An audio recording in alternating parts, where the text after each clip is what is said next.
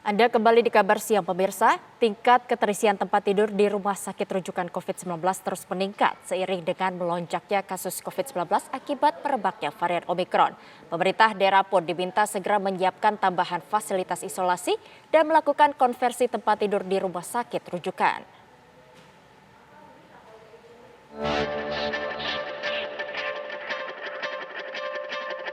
Lonjakan kasus COVID-19 akibat merebaknya varian Omikron berdampak pada tingkat keterisian tempat tidur di rumah sakit rujukan COVID-19 atau Bed Occupancy Rate atau BOR. Juru bicara Satgas Penanganan COVID-19 Wiku Adhisa Smito menyatakan BOR di tingkat nasional saat ini meningkat menjadi 24,77%. Ada 4 provinsi dengan persentase BOR di atas angka nasional, yakni DKI Jakarta yang mencapai 66%, Bali 45%, Banten 39% dan Jawa Barat 32%. Dalam hal ini keterisian tempat tidur per tanggal 7 Februari 2022, persentase BOR nasional adalah 24,77%. Dengan demikian terdapat 4 provinsi yang persentase BOR-nya sudah di atas angka nasional secara berurutan, yaitu Jawa Barat dengan BOR 32%, diikuti dengan Banten 39%. Pemerintah sendiri sudah menyiapkan strategi dalam mengendalikan kenaikan tingkat perawatan COVID-19. Pasien tanpa gejala atau gejala ringan diminta melakukan isolasi mandiri. Pemerintah daerah juga diminta untuk menyiapkan tambahan fasilitas isolasi dan melakukan konversi tempat tidur di rumah sakit rujukan. Tim TV One mengabarkan.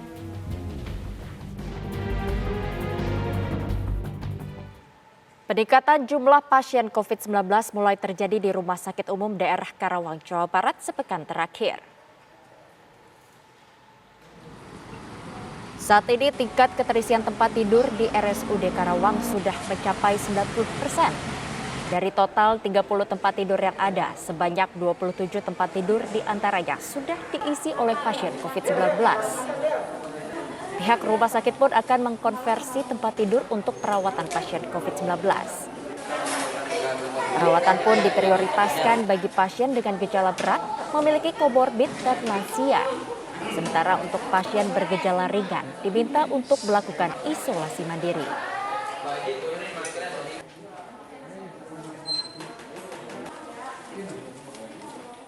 COVID banyak, kita rubah sebagian tempat tidur untuk penanganan COVID, bahkan sampai 180%, artinya sampai 40% lebih dari jumlah bed yang tersedia.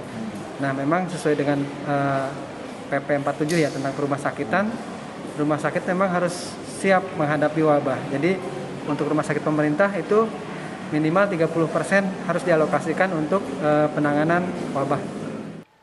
Dengan meningkatnya kasus COVID-19 di DKI Jakarta, Geraha Wisata Taman Mini Indonesia Indah di Jakarta Timur kini kembali dijadikan tempat isolasi bagi pasien COVID tanpa gejala. Hingga Selasa sore, petugas telah menerima 18 pasien yang dirujuk oleh beberapa puskesmas kecamatan di Jakarta. Menurut Kepala Unit Geraha Wisata TMII, Yayang Kustiawan, Gedung Geraha Wisata TMII telah menyediakan 41 kamar untuk menampung 100 orang pasien COVID tanpa gejala. Geraha Wisata TMII hanya menerima pasien tanpa gejala yang dirujuk oleh puskesmas kecamatan. Sedangkan pasien yang bergejala dirujuk ke Rumah Sakit Darurat Wisma Atlet Jakarta Pusat.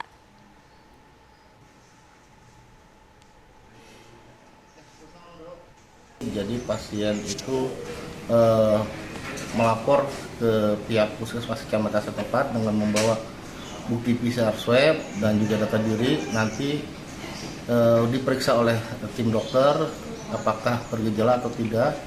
Kalau memang bergejala diarahkan ke Geraha Wisata Taman ini. Namun kalau dia bergejala, kalau bergejala dibawa ke Wisma Atlet atau rumah sakit. Untuk non gejala bisa ke Geraha Wisata Taman Mini.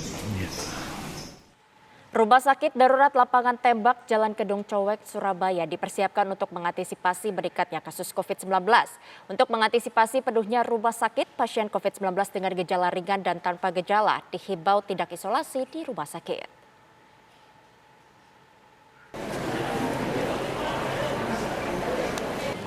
Kasus aktif COVID-19 di Surabaya, Jawa Timur saat ini telah mencapai 1.404 orang. Sebagian besar pasien bergejala ringan dan tanpa gejala. Saat meninjau RS Darurat Lapangan Tembak di Jalan Kedung Cowek, Wali Kota Surabaya Eri Cahyadi meminta pasien COVID-19 dengan gejala ringan maupun tanpa gejala tidak menjalani isolasi di rumah sakit. Isolasi di rumah sakit hanya untuk pasien gejala sedang dan berat, sedangkan pasien bergejala ringan cukup diisolasi terpusat di Asrama Haji Sukolilo.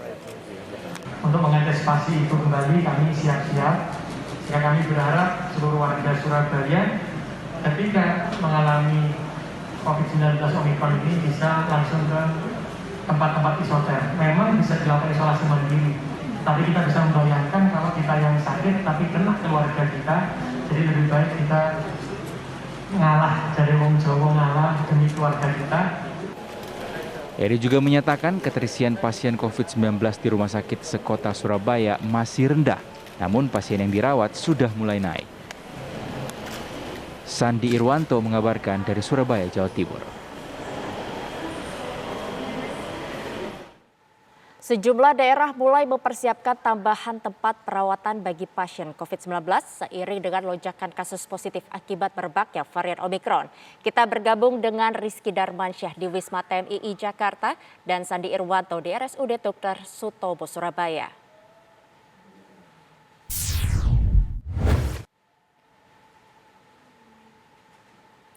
Kita ke Rizky Darmansyah terlebih dahulu. Selamat siang Rizky, bagaimana untuk keterisian tempat tidur di tempat Anda menggambarkan saat ini di sana?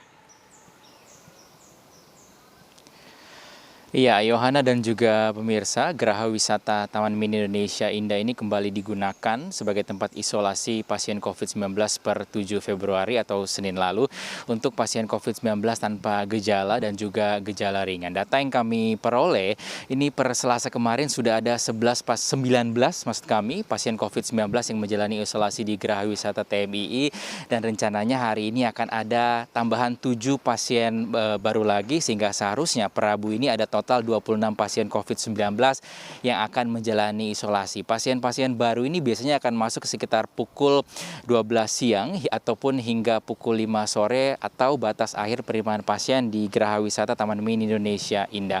Mayoritas dari pasien yang dirawat di sini memang tanpa gejala, namun berdasarkan informasi yang kami peroleh tadi dari pengelola, ada beberapa yang mengalami gejala ringan, mengalami sakit di bagian tenggorokan. Pasien-pasien COVID-19 yang menjalani isolasi di Geraha Wisata TMI ini akan diawasi, dipantau oleh dokter jaga yang tadi kami tanyakan jumlahnya ada 3 orang, akan berkunjung setiap pukul 2 siang untuk memastikan pasien-pasien yang sedang menjalani isolasi ini kondisinya baik. Selain diberikan vitamin, pasien-pasien COVID-19 yang menjalani isolasi ini juga akan diberikan obat-obatan sesuai dengan kondisi mereka ataupun gejala yang mereka alami. Nah, untuk di Geraha Wisata TMI ini ada 41 kamar yang digunakan sebagai tempat isolasi hingga saat ini, di mana dari 41 kamar ini jenisnya berbeda-beda. Ada kamar spesial yang bisa menampung 2 orang, kemudian ada kamar jenis standar yang dapat menampung 3 orang pasien COVID-19,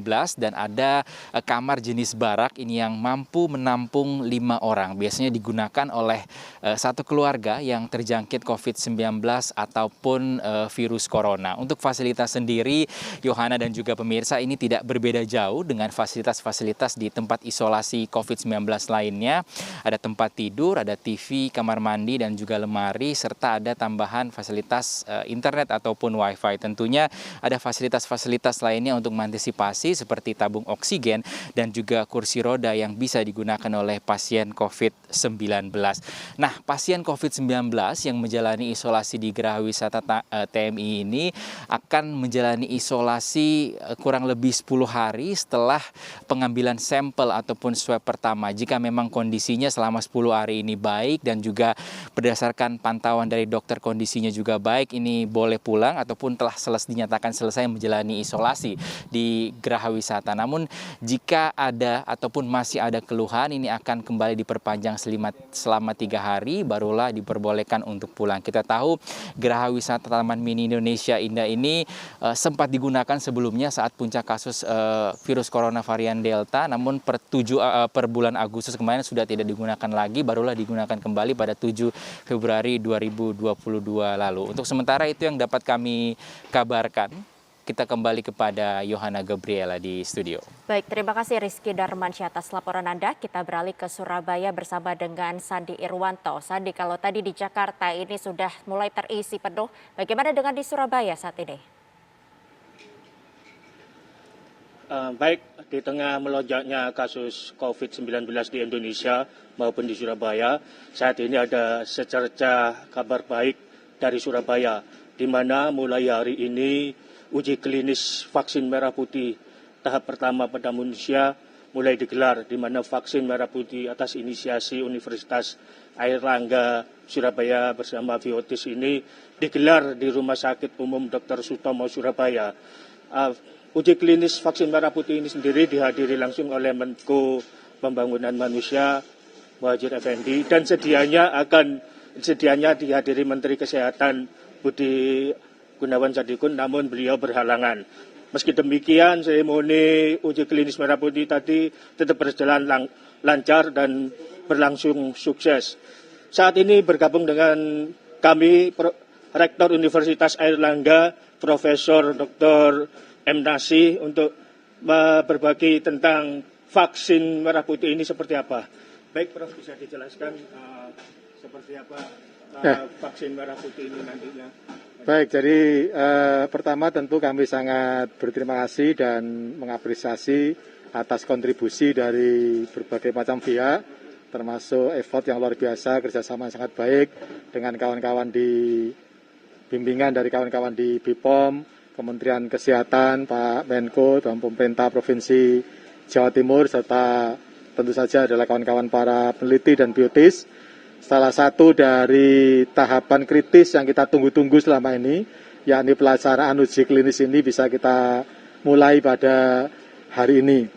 Tentu ini adalah kabar yang menggembirakan karena itu berarti tinggal beberapa tahap lagi vaksin ini akan bisa diproduksi dan digunakan secara massal bila nanti hasilnya memenuhi. Tentu kita optimis dan mohon doanya mudah-mudahan semua akan berjalan dengan lancar dan menghasilkan vaksin yang benar-benar sesuai dengan standar yang ditentukan baik oleh dalam negeri maupun oleh komunitas di luar negeri.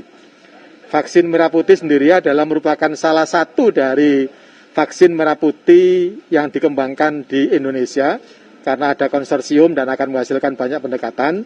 Salah satu yang dinilai sudah lebih maju adalah vaksin merah putih yang dihasilkan oleh Universitas Airlangga bekerjasama dengan Biotis.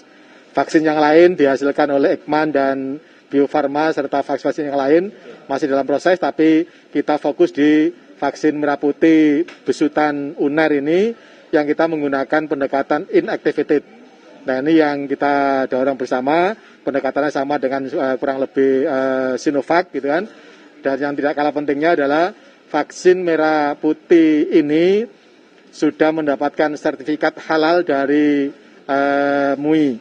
Ini yang tentu akan menguatkan kembali bagi kawan-kawan, bagi mereka-mereka yang selama ini meragukan kehalalan dan lain-lain. Vaksin merah putih adalah vaksin yang halal, yang mudah-mudahan hasil uji klinisnya nanti akan sesuai dengan harapan kita semuanya. Baik, terima kasih Prof untuk informasinya. Baik pemirsa, begitu penjelasan dari Profesor Muhammad Nasi, Rektor Universitas Airlangga terkait uji klinis vaksin merah putih tahap 1 pada manusia ini. Kita tunggu seperti apa hasilnya. Beberapa minggu ke depan kita akan kembali lagi. Terima kasih. Baik, terima kasih Sandi atas laporan Anda dari Surabaya dan tadi dengan Rizky Darmansyah dari TMI Jakarta.